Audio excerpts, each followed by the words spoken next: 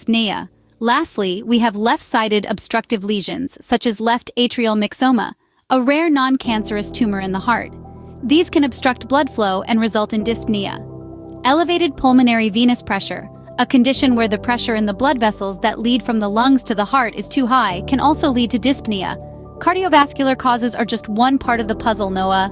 Respiratory disorders can also lead to dyspnea, Noah. Imagine the respiratory system as a busy highway.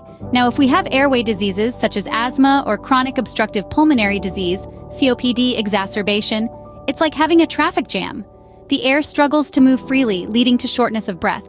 Also, an upper airway obstruction, maybe due to anaphylaxis, a foreign body, or even mucus plugging, can cause similar issues. It's like a roadblock on our highway. But what about the houses off this highway?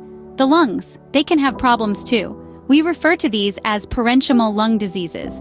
Acute respiratory distress syndrome, or ARDS, pneumonia, and interstitial lung disease fall under this category.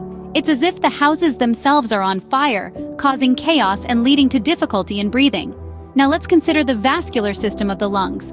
Picture it as the fuel supply to our highway and houses.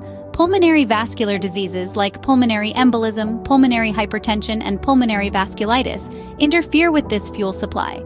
It's similar to having a fuel shortage or blockage in supply, causing our system to falter. Lastly, we have the pleural diseases, such as pneumothorax and pleural effusion. The pleura is like the protective fence around our property. If it's damaged, it can cause problems. For instance, pneumothorax is when air leaks into the space between the lungs and chest wall, like a break in the fence.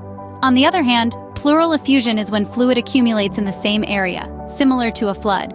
Both conditions can cause shortness of breath. So you see, Noah, each part of our respiratory system plays a crucial role in maintaining normal breathing. A problem in any part can lead to dyspnea. It's like a well-oiled machine. Every cog needs to function smoothly for the entire system to work. Respiratory causes are another significant part of the puzzle, Noah. There are other possible causes of dyspnea, Noah. Let's delve into the realm of neuromuscular and chest wall disorders. Conditions such as C-spine injury, polymyositis, myasthenia gravis, and Guillain-Barre syndrome can also cause dyspnea. These disorders disrupt the normal functioning of muscles and nerves that aid in breathing, leading to shortness of breath. For instance, Guillain-Barre syndrome is a condition where your body's immune system attacks your nerves, causing muscle weakness and potentially leading to dyspnea. Next on our list are anxiety and psychosomatic disorders. Believe it or not, your mental state can have physical manifestations. When you're anxious, your body goes into a fight or flight mode, which can result in rapid breathing or dyspnea. This isn't to say that all cases of dyspnea are psychological, but it's worth considering if other causes have been ruled out. Lastly, let's look at hematological and metabolic causes. Anemia, acidosis, and hypercapnia fall under this category. To give you a bit more context, anemia is a condition where your body lacks enough red blood cells to carry adequate oxygen to your tissues, which can cause dyspnea. Acidosis refers to high levels of acid in your body fluids, often resulting from kidney disease or severe dehydration. Hypercapnia, on the other hand, is a condition where there's too much carbon dioxide in your blood, which can also lead to dyspnea. It's crucial to remember that dyspnea is a symptom, not a disease in itself. It's like a smoke alarm. It tells you there's a problem, but it doesn't tell you what's burning.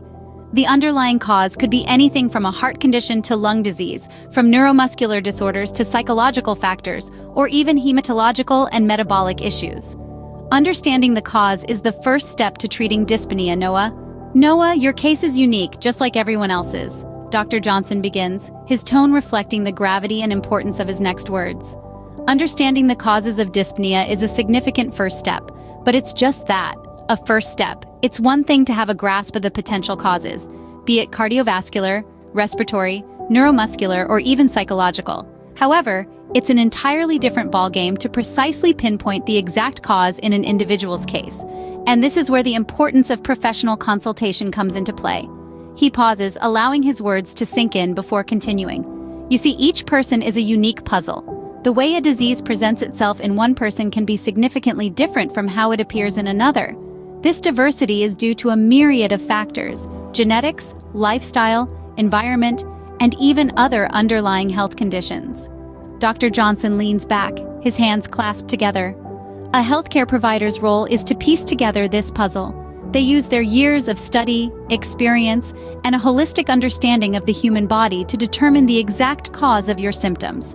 Only then can an appropriate and effective treatment plan be put into action. He shifts forward, his demeanor serious yet reassuring. Remember, the information we've discussed is intended to inform, not to diagnose. While it's beneficial to have a working knowledge of your symptoms, it's essential not to jump to conclusions. Self-diagnosis can lead to unnecessary anxiety, incorrect treatment, and even exacerbation of your condition. Dr. Johnson's voice softens, his final words echoing in the room. Medicine isn't a one-size-fits-all field. Each patient is a unique case, each symptom a piece of a larger puzzle. It's the healthcare provider's role to put these pieces together, he concludes, his words imbued with a sense of urgency and sincerity. Remember, Noah, self-diagnosis can be dangerous. Always consult with a healthcare provider for a proper diagnosis and treatment plan.